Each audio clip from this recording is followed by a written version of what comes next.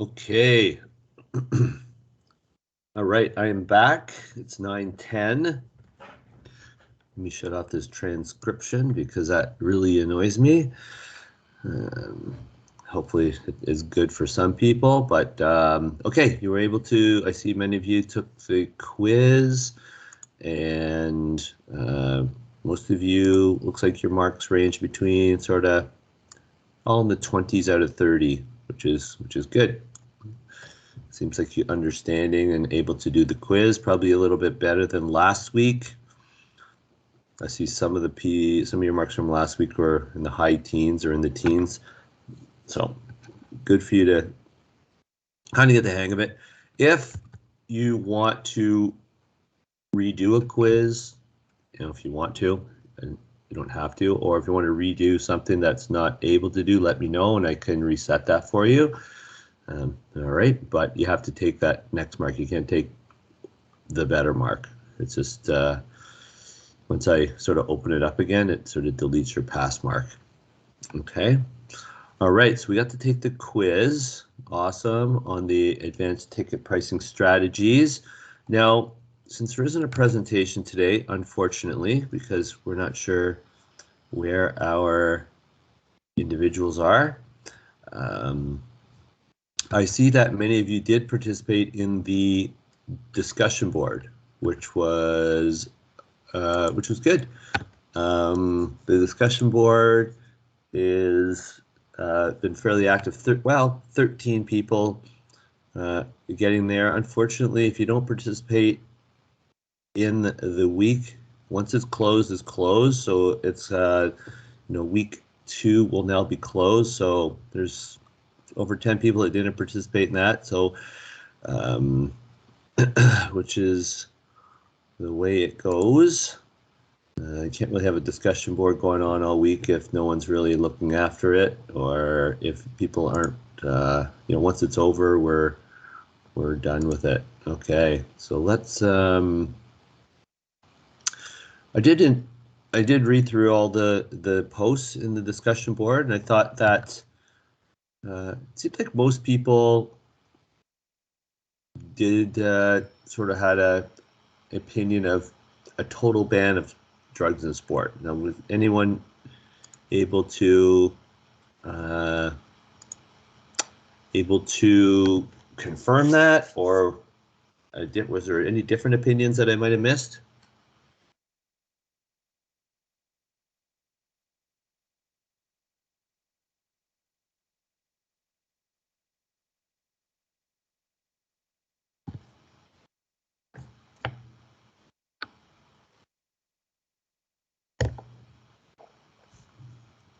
Yeah, looks like people want drugs out of sports, Adam. That's true. I did see some, I don't remember who it was, so forgive me, but there is a bit of a difference between illegal drugs and legal drugs, I thought. So I know some people did comment on alcohol and weed, and to say that, they should be, should not be banned. And I would have to think that maybe you guys can update me on the sort of the way it is working with marijuana in pro sports. I think someone said the NFL has stopped testing for it, but I'm just trying to go off my memory here of what happened. I don't even know if any other sports leagues are testing for that. They definitely don't test for alcohol, I can guarantee you. But are athletes participating while under the influence? Does anyone know that? Has anyone, did their favorite athletes participate while high or drunk? Or I don't know what happens there. I'm guessing, I don't know. I don't even want to guess, but can anyone give me an opinion or share some information?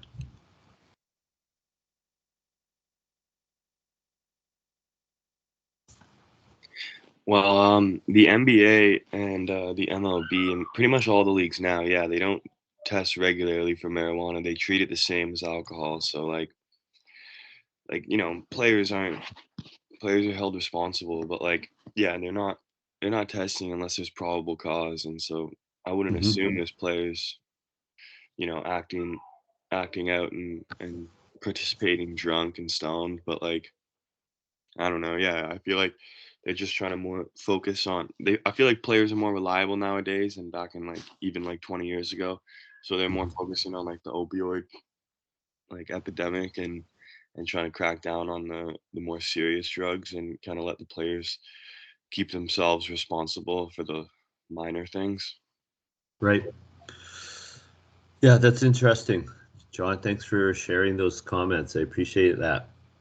Um, it's almost now drugs and alcohol, it's treated as an illness.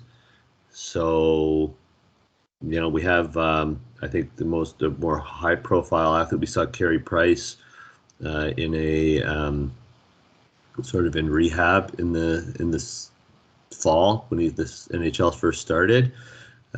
So, I guess a lot of sports leagues take this as an illness, and that people, if people are struggling with drugs or alcohol, then they provide them some treatment or treatment options. And Nick, you posted something here. Players should be able to play hungover in the NHL, or they won't be able to handle the league. Okay, I'm guessing that they not exactly sure what they mean by handle the league. Maybe just can't play, or maybe shouldn't be able to play hungover. I'm not. Sorry, Nick. I'm just not putting those together. But maybe you can explain that.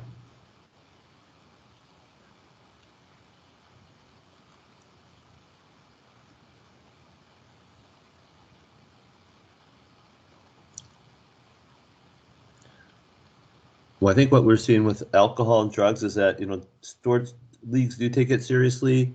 And, if someone has an issue with it, you know, much different than back in the 60s or 70s when, people, you could see pictures of athletes smoking or drinking in the dressing room, right? Getting ready for the game, having a smoke. Guy Lafleur was notorious for having smokes between the periods or after the game, and we heard lots of stories about that, and players that uh, did participate or did smoke and that sort of thing.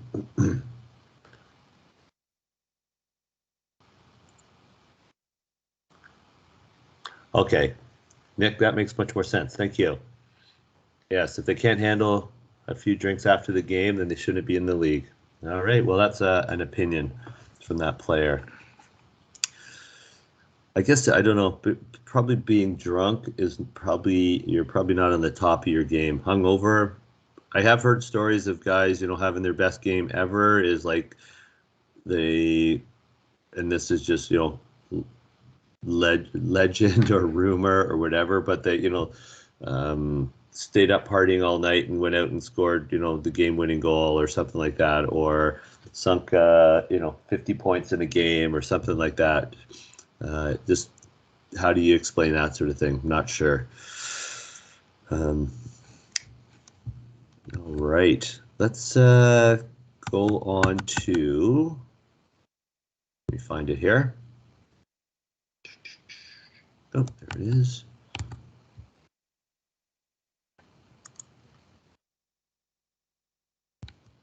Right, I guess I should open up the virtual business case Sims advanced pricing strategies. I'll just open up, make available the learning phase. All right, so if you want to open up the learning phase,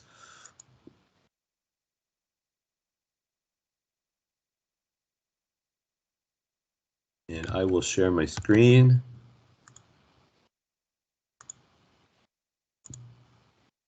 There we go.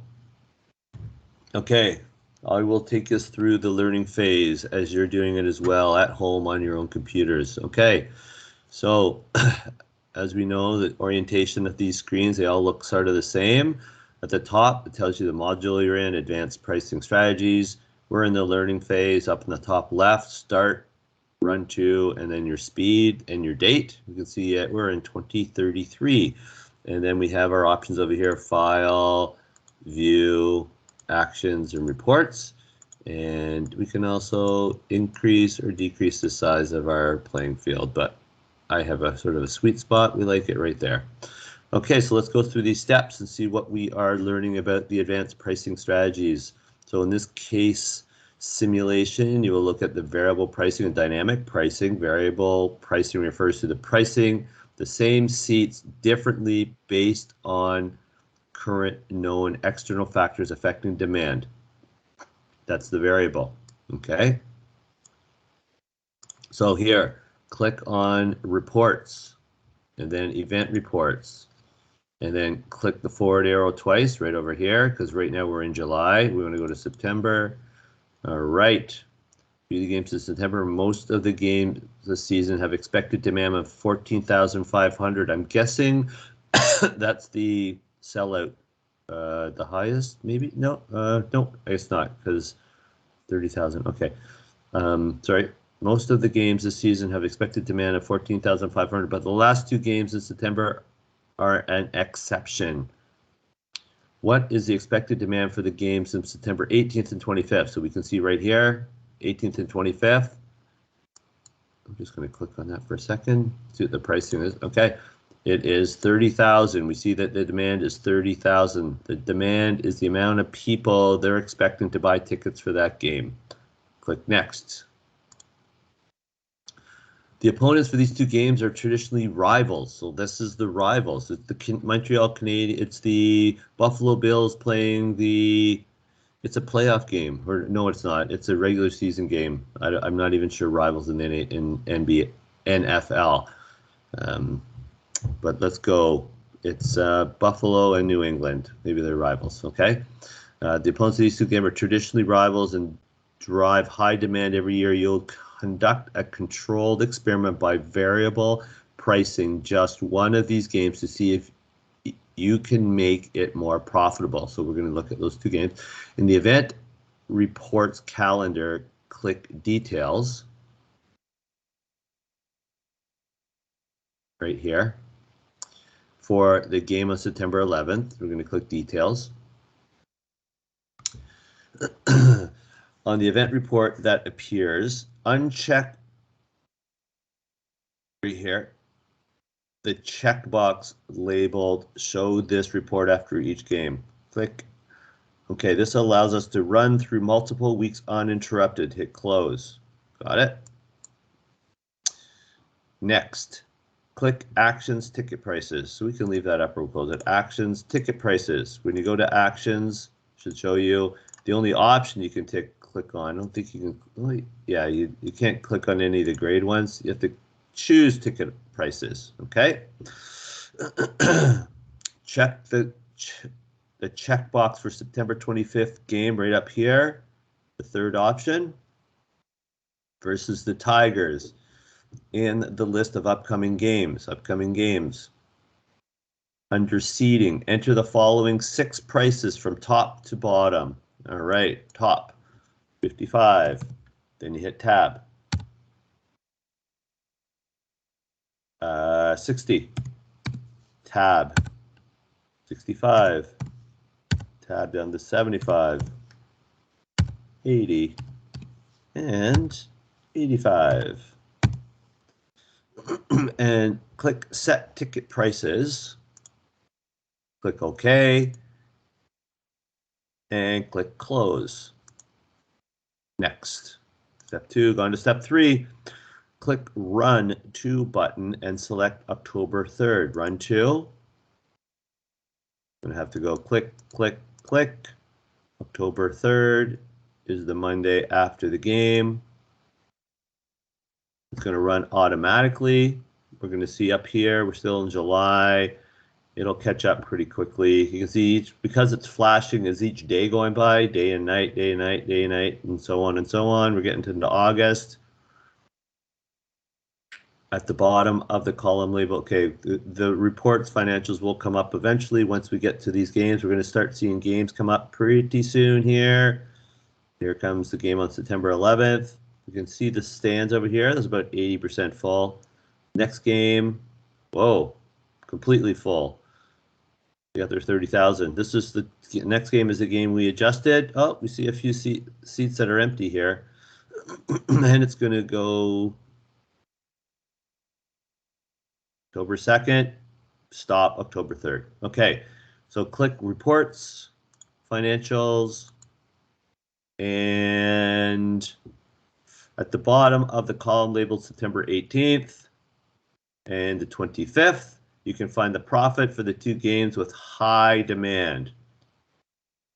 Did the game on September 18th or 25th yield higher profit? Well, the profit is the last line. You can see that on the 25th, you have 407,000 compared to 232,000. So the game on September 25th, higher profit. Next. Profits are significantly better on the 25th game than September 18th. Raising prices, then demand was very strong. Yes. So the raised prices and demand was strong. Seats sold anyway. The margins were much greater. So even though if there were some empty seats, you were charging more. Next, you'll look at dynamic pricing. Dynamic pricing refers to changing prices in response to information that is not known well ahead of time, but that becomes available over time. Okay, so here they want us to click reports and standings. And what team are we? We are Practice. Kind of a weird name for a team, Practice Stadium. It's the name of the team they're called Practice. Okay, how is your team, the Practice, performing this season? They're on a losing streak?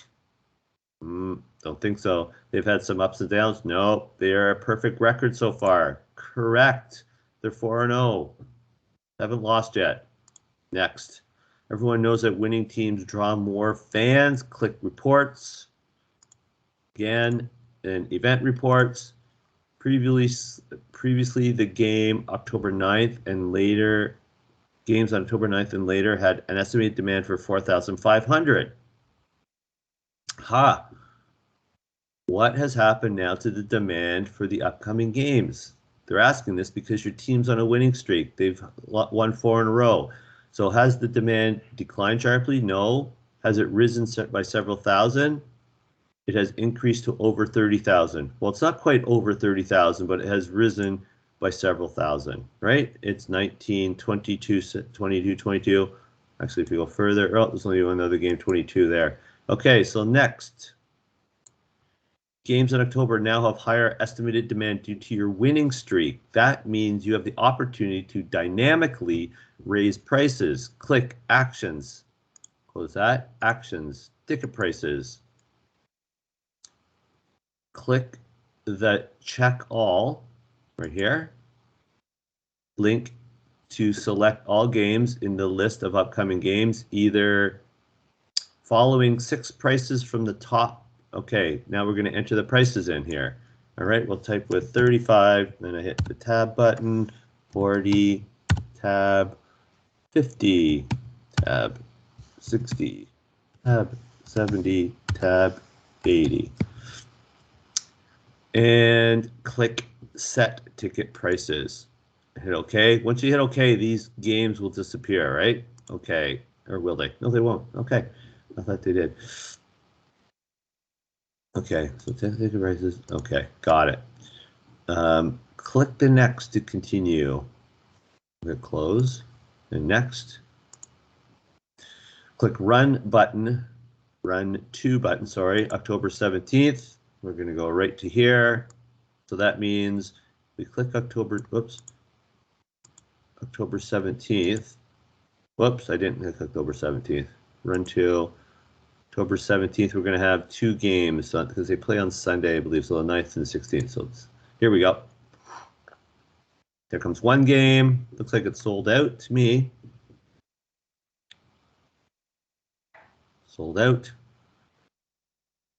All right. let's go to reports, financials, and let's, how does the profit of your two most recent games compare to that of the first game of the season?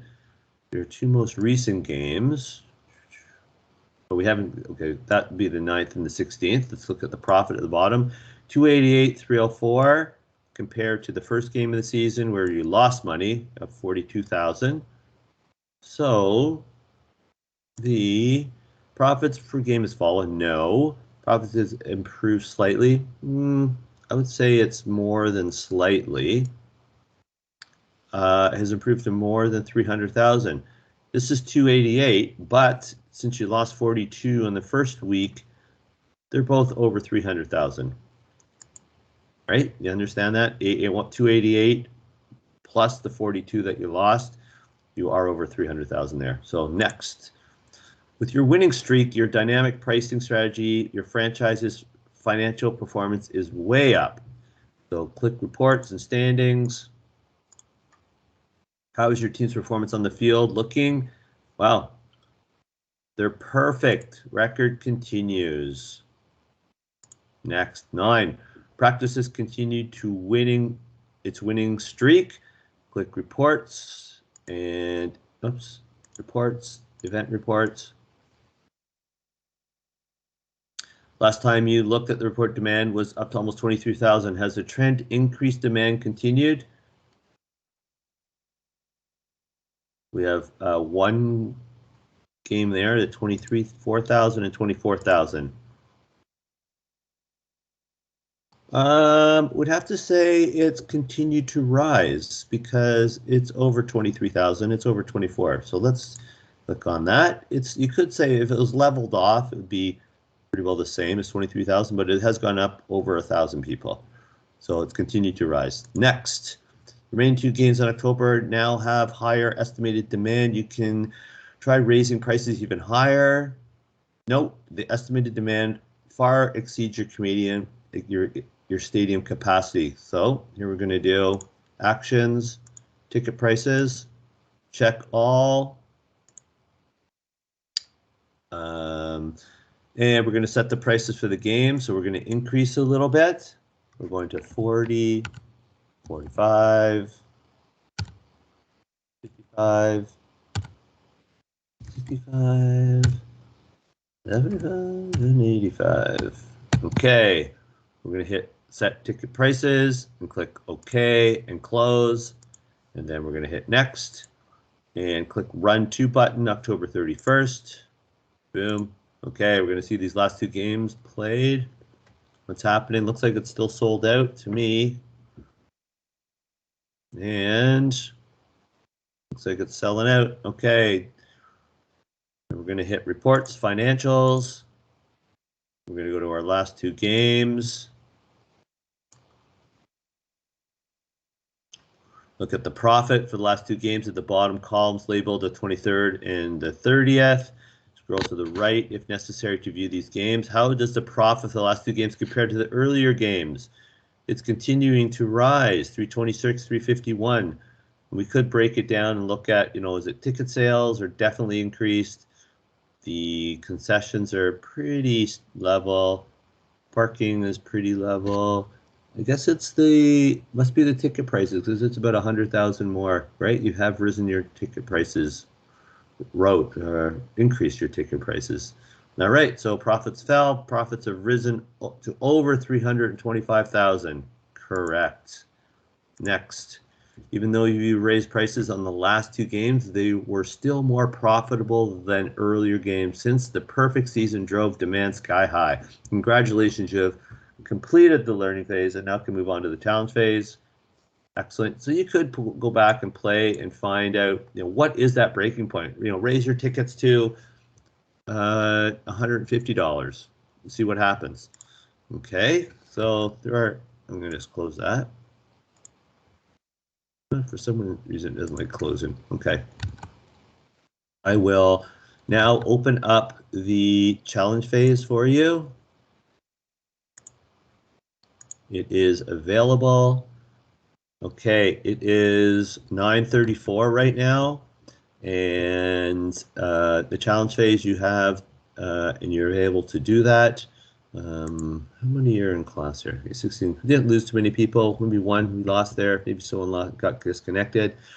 What do we have coming up for next week? I'm also going to open up let me get here, the discussion board for cheating in sports is going to open. Whoop, hold on a second. That's not how I do it. Hold on a second. Let me see if I can edit this.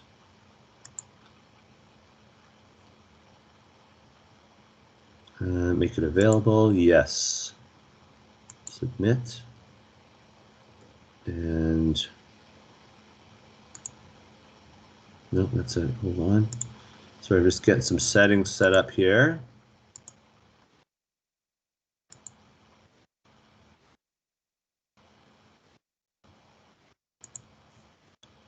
Submit. Okay, so cheating in sports should be available now. It's open till next Monday night at 11:59 p.m., the final day of January, the 31st. So the discussion board's open, the challenge phase is open. Are there any questions before we exit today's class and end today's class?